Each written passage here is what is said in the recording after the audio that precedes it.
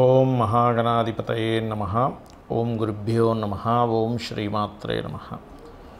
అరుణాం కరుణాతరంగితాక్షీం ధృతపాశాంకుశపుష్పబాణచాపాం అనిమాదిభిరావృతాం మయూకైః అహమిత్యేవ విభావయే భవానీం. శ్రీమాత్రే నమః.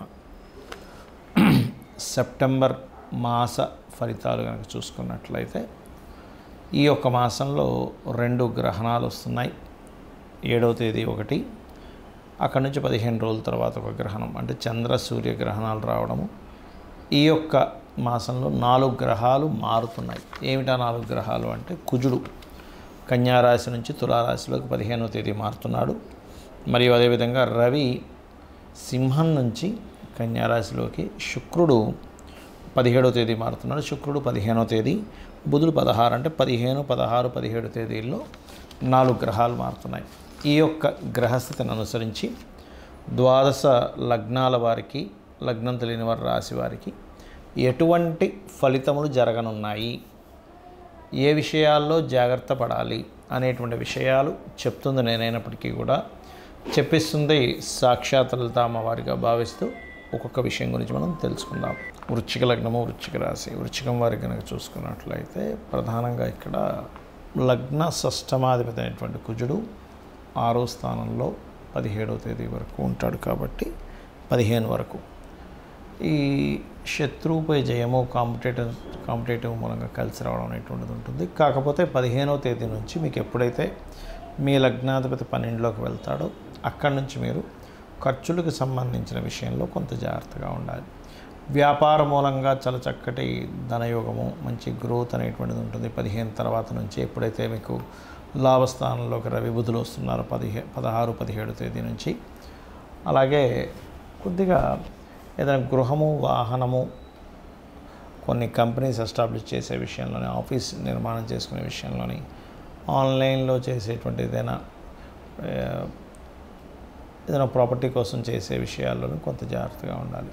అలాగే మరొక విషయం ఏంటంటే, ఇక్కడ గమనించుకున్నట్లయితే ఈ 6వ స్థాన అధిపతి కుజుడు 11లో ఉన్నందుకు స్పోర్ట్స్ రంగాల్లో కూడా బాగా కలిసి రావడం జరుగుతూ ఉంటుంది. అయితే మీరు ఏదైనా సంబంధం, వివాహ సంబంధించిన విషయాలు ఈ యొక్క నెలలో 15 తర్వాత తొందరపాటు నిర్ణయం తీసుకోకండి. ఏదైనా ఉన్నా మీకు 15వ తేదీ లోపలే మీరు సెట్ చేసుకోండి. అది కాకుండా మీకు 4వ స్థానంలో గ్రహణం కూడా పట్టబోతుంది. కాబట్టి తల్లిగారి ఆరోగ్య విషయంలోని, మానసికంగా మనం ఈ పని చేయడం వల్ల అనవసరంగా ఇబ్బంది పడతామనుకునే విషయాల్లో కొంత జాగ్రత్తగా ఉండాలి. బాగా షేర్ మార్కెట్లో మంచి అనుభవం ఉన్నటువంటి వ్యక్తులకి క్యాల్కులేటివ్గా ప్లాన్ చేసుకున్నట్లయితే లాంగ్ టర్మ్లో మంచి లాభాలు వస్తాయి. ఈ నెల 15 తర్వాత ఉన్నటువంటి గ్రహస్థితి రీత్యా చూసుకుంటే. అలాగే ఉద్యోగ సంబంధించిన విషయంలో కొంత వేరే ప్రదేశానికి వెళ్ళడము, తద్వారా జీవిత భాగస్వామితో దూరంగా ఉండడము, కొంచెం ఏదైనా పుణ్యక్షేత్ర దర్శనం 15 తర్వాత చేసుకోండి, చాలా మంచి ఫలితాలు ఇస్తుంది. అలాగే ప్రమోషన్స్ కూడా లభిస్తాయి. కాకపోతే ఏదైనా ఒక ఇన్వెస్ట్మెంట్ చేసేటప్పుడు మాత్రం 12లో కుజుడు వస్తున్నాడు. కాబట్టి 15వ తేదీ తర్వాత నుంచి మీరు ఆ ఇన్వెస్ట్మెంట్ చేసేటప్పుడు ఒక్కసారైనా సరే మీరు మనసులో హనుమంతుడిని, స్కందుడిని లేదా నరసింహస్వామిని తలుచుకోండి. ఇక మీరు నిత్యము చేయవలసిన దేవతారాధన స్కంద ఆరాధన లేదా కాలభైరవుడి యొక్క ఆరాధన ఎక్కువగా చేయండి.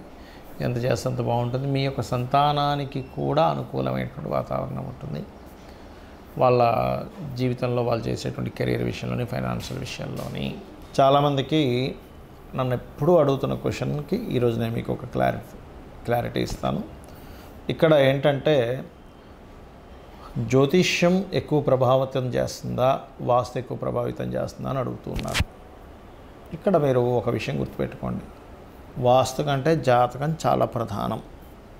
అలానే వాస్తు పనిచేయదని కాదు, వాస్తు కూడా పనిచేస్తుంది. ఎలా అంటే, ఇప్పుడు మనకు ఒక కారు ఉంది, కారు కండిషన్ బాగోలేదు అనుకోండి, నడుపుకుంటూ వెళ్తున్నాం, అది బ్రేక్ పడలేదు, లేకపోతే ఏదో అయింది, అప్పుడు ఆపేసి నడుచుకుంటూ వెళ్ళగలుగుతాం, లిఫ్ట్ చూసుకుని వెళ్ళగలుగుతాం. అంటే ఏంటి, కారు అనేటువంటిది మనం కూర్చున్న ప్రదేశం ఏదైతే ఉందో అది వాస్తు. జాతకం అనేటువంటి జీవుడు అనుకోండి కాసేపు.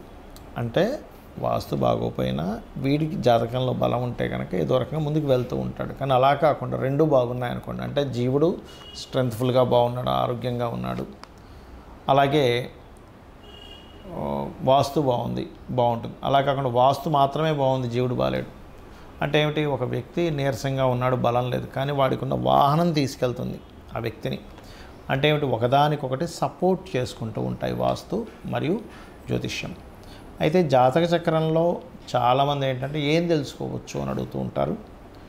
లగ్నం నుంచి 12 భావాలలో మనం పూర్వజన్మలో చేసినటువంటి కర్మ ఏ రకంగా రిఫ్లెక్ట్ అవుతుంది, ఆ రిఫ్లెక్ట్ అవుతున్నటువంటి కర్మ మనం ఏ రకంగా దాన్ని నల్లిఫై చేసుకోవాలి, ఏ రకమైనటువంటి కర్మల జోలికి వెళ్ళకూడదు అనేటువంటి ఒక క్లారిటీ మీకు జ్యోతిషాస్త్రం ఇస్తుంది. అంటే ఎదగలేకపోతున్నాము అంటే లగ్నం ఎక్కడో పూర్వజన్మల్లో అంటే ఈ జీవుడు ఏదో కర్మ చేశాడు. వాట్ ఈజ్ దట్ కర్మ?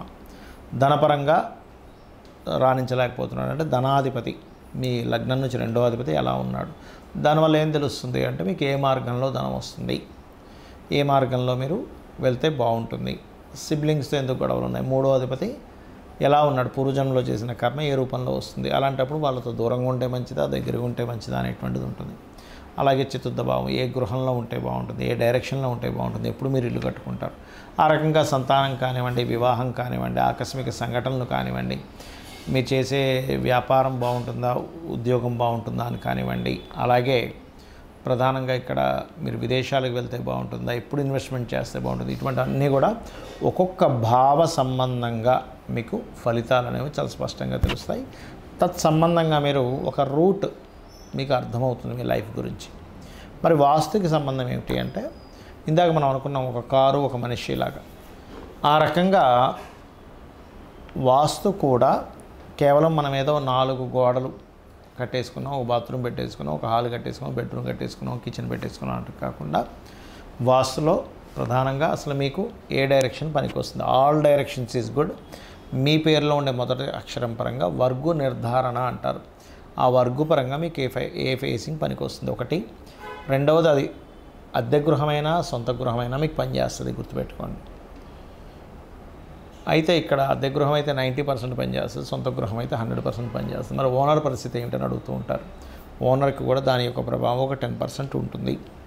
అయితే ఇందులో మనం వాస్తు పురుషుడు, వాస్తులో ఉండేటువంటి దేవతలు ఎవరెవరైతే ఉంటారో ఆ దేవతలు అసురులతో కలిపి మనం ఎక్కడ ఏం నిర్మించుకోవాలన్నది ఒకటే కాకుండా ఎక్కడ ఎటువంటి యాక్టివిటీస్ చేయాలి, ఏ వస్తువు ఎక్కడ పెట్టాలి, ఏ రంగు ఏ వాల్కి ఏ రంగు అయితే సపోర్టింగ్ జోన్ అవుతుంది, ఇటువంటివన్నీ కూడా చెప్తుంది వాస్తు. మరి వాస్తులో కూడా కొన్ని దోషాలు వచ్చినప్పుడు మనిషి యొక్క జీవితం మీద అది యొక్క ఎఫెక్ట్ పడుతుందా అని చెప్పి చూసుకున్నట్లయితే ఖచ్చితంగా దాని యొక్క ఎఫెక్ట్ అనేటువంటిది 100% ఉంటుంది, అందులో ఎటువంటి సందేహం లేదు. కాకపోతే మీకు జాతకం బాగుంది, టైం బాగుంది, అప్పుడు ఆ ఎఫెక్ట్ పడుతున్న ఎఫెక్ట్ మీకు తెలియదు. అంటే ఉదాహరణకి ఖర్చులు అవుతూ ఉన్నాయి, ప్రతి నెల ఎంతో ఒక 5,000 10,000 వేస్ట్ ఖర్చులు అయిపోతున్నాయి అన్నప్పుడు జాతకం బాగుంది, ఈ వ్యక్తి 1,00,000 రూపాయలు సంపాదిస్తున్నాడు, అది పెద్ద విషయం అవ్వదు. అలా మీ జన్మజాతకంలో మంచి ధనయోగాలు ఉన్నప్పుడు వేస్ట్ ఖర్చులు అవుతున్నా కూడా జన్మజాతకం మిమ్మల్ని సేవ్ చేస్తూ ఉంటుంది. అలా కాకుండా ఈ వాస్తు కూడా సెట్ చేసుకున్నారు, అప్పుడు వేస్టేజ్ని మనం ఆపొచ్చు. ఒక్కొక్కసారి ప్రాక్టికల్గా కూడా మనం ఆలోచించాలి. ఎలా అంటే లోన్స్ తీసేసుకున్నాము, లోన్స్ కడుతున్నాము, లోన్ సరైన టైం కట్టకపోవడం వల్ల వాడు ఏదో పెనాల్టీ వేసాడు, ఇవన్నీ మనం స్వయంకృప అపరాధాలు అంటారు. వాటిని మనం దృష్టిలో పెట్టుకొని అవుతుంది అనుకోవాలి, కానీ ప్రతిసారి జాతకం మీద వాస్తు మీద కూడా వెళ్ళకూడదు, గుర్తుపెట్టుకోండి. అలా ప్రాక్టికల్గా మీరు ఎంత కష్టపడుతున్నా మీకు దానికి సంబంధించిన రిజల్ట్ రావట్లేదంటే అక్కడ మీకు జాతకం పరంగానో వాస్తు పరంగానో సంథింగ్ దోషం అనేటువంటిది ఉందని మీరు అర్థం చేసుకోవాలి. అందులో పూజ గది ఎక్కడ పెట్టుకోవాలి, ప్రతిదానికి శ్లోక సహితంగా ఉంది వాస్తు. సిట్టింగ్ ఏరియా ఎక్కడ పెట్టుకోవాలి, పూర్వశతు సభాగర్ అంటే ఈస్ట్లో పెట్టుకోవాలి, దక్షిణే సయంతత దక్షిణం వైపు తల పెట్టుకొని నిద్రపోవాలి, పశ్చిమే భోజనం చేయవ వెస్ట్లో కూర్చొని ఈస్ట్ని చూస్తూ భోజనం చేయాలి. ఇట్లా ఒకటి కాదు, ఆగ్నేయ పాకముచ్యతే, వాయువ్య భాండార సంస్థితం, ఉత్తరే నిధి సంస్థితం అనేటువంటిది ఉన్నాయి. అంటే ఏమిటి? వాస్తు అనేటువంటిది స్పష్టంగా మనకి శివుడి దగ్గర నుంచి అంటే శంభుడి దగ్గర నుంచి పరాశర మహర్షి, పరాశర దగ్గర నుంచి వ్యాఘ్రత మహర్షి, వ్యాఘ్రతుడి దగ్గర నుంచి మనకి విశ్వకర్మకు వచ్చి అలా మనకి జనాల్లోకి రావడం జరిగింది. కాబట్టి ఈ రెండిట్లో ఏది మీరు ఇబ్బంది పడుతున్నారో తెలుసుకొని నార్త్ డిగ్రీస్ ఎలా టిల్ట్ అయింది ఏంటని పర్ఫెక్ట్గా తెలుసుకొని చేసుకోండి.